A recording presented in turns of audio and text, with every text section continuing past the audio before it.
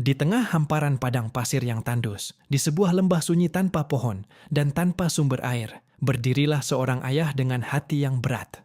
Namanya adalah Nabi Ibrahim. Bersamanya ada istrinya, Hajar, dan bayi kecil mereka, Nabi Ismail. Angin gurun berhembus pelan. Tidak ada suara selain desiran pasir. Di tempat itulah Ibrahim berhenti. Hajar memandang sekeliling dengan cemas. "Wahai Ibrahim, mengapa engkau meninggalkan kami di tempat yang tidak ada manusia dan tidak ada air ini?" Namun Ibrahim terus berjalan tanpa menjawab. Hatinya hancur, tetapi ia tahu ini bukan keputusan dirinya. Ini adalah perintah dari Allah. Hajar kembali bertanya dengan suara lebih tinggi, "Apakah Allah yang memerintahkanmu melakukan ini?" Ibrahim berhenti sejenak. Tanpa menoleh, ia menganggukkan kepala. Saat itulah hati Hajar menjadi tenang.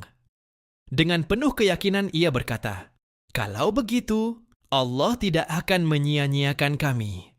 Ibrahim pun pergi meninggalkan mereka. Dari kejauhan ia berdoa sambil menahan air mata. "Ya Rabb kami, sesungguhnya aku telah menempatkan sebagian keturunanku di lembah yang tandus dekat rumahmu yang suci." Hari mulai panas. Persediaan air semakin sedikit, hingga akhirnya tetes terakhir habis. Bayi Ismail menangis kehausan. Tangisnya menggema di lembah sunyi itu. Hajar panik. Ia tidak bisa diam melihat anaknya kehausan.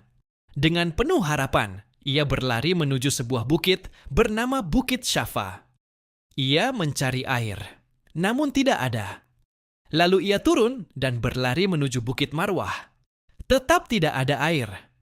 Hajar terus bolak-balik antara Syafa dan Marwah sebanyak 7 kali. Kakinya lelah, napasnya berat, tetapi cintanya kepada sang anak membuatnya terus berjuang. Ketika ia kembali mendekati Ismail, tiba-tiba terdengar suara dari dekat kaki bayi itu. Jibril datang atas izin Allah dengan sayapnya, atau menurut riwayat lain, dengan hentakan tumitnya. Keluarlah air dari tanah yang kering. Air itu memancar deras. Hajar terkejut.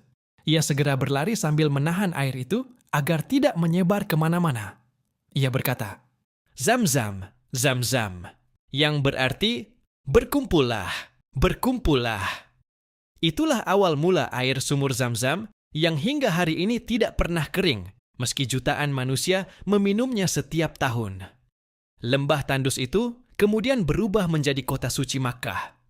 Di sanalah kelak berdiri Ka'bah, pusat ibadah umat Islam seluruh dunia. Kisah Hajar mengajarkan bahwa pertolongan Allah sering datang di saat manusia merasa benar-benar tidak memiliki jalan. Dan air Zam-zam menjadi bukti bahwa dari kesabaran, tawakal, dan pengorbanan, Allah mampu menghadirkan keajaiban.